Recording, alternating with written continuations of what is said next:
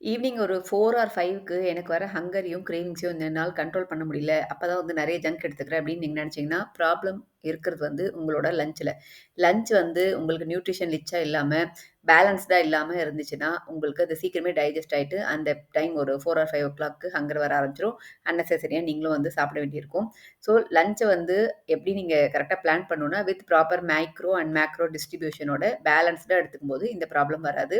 இப்ப ஸ்க்ரீன்ல பார்க்குறது வந்து ஏதோ ஒரு வெரைட்டி ரைஸ் எடுத்துக்கிட்டீங்கன்னா, ஒரு 30 to 40 grams of rice plus புரோட்டீன்க்காக வந்து ஆப்ஷன் திக் கர்ட் ஒரு 250 கிராமு பிளஸ் தால் இல்லன்னா சுண்டல் ஒரு 60 கிராமு. அதுக்கப்புறம் ஃபைபர்க்காக ஏதோ ஒரு வெஜிடபிள் அண்ட் ஏதோ ஒரு ஃப்ரூட். இது வந்து பப்பாயா அண்ட் கேரட் இருக்கு. இதெல்லாம் குக் பண்ணதுக்கு தேவைப்படுற ஆயில் வந்து ஒரு 10 எம்எல். அதுக்கப்புறம் வந்து இந்த வெரைட்டி ரைஸ்ல போட்டிருக்க பீனட்ஸ் ஒரு 5 கிராம்ஸ். ஸோ இந்த மாரி இது வந்து கம்ப்ளீட் பேலன்ஸ்டு மீலு. 600 கேலரீஸ்க்கு உங்களுக்கு வந்து 30 கிராம் ஆஃப் புரோட்டீன் கிடைச்சறதால, உங்களுக்கு நல்லாவே ஃபுல்னஸ் குடுக்கும்.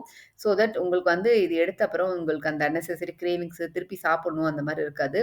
மீல் வந்து எந்த அளவுக்கு உங்களுக்கு சாட்டிஸ்ஃபையிங்கா இருக்கோ, அந்த அளவுக்கு அன்னெசசரி கிரேவிங்ஸ் பிளஸ் ஹங்கர் வந்து உங்களுக்கு வராம தடுக்கும். நீங்களும் வந்து ஜங்க் எடுத்துக்காம இருக்கலாம். இந்த மாரி பிளான் பண்ணி சாப்பிட்டு பாருங்க.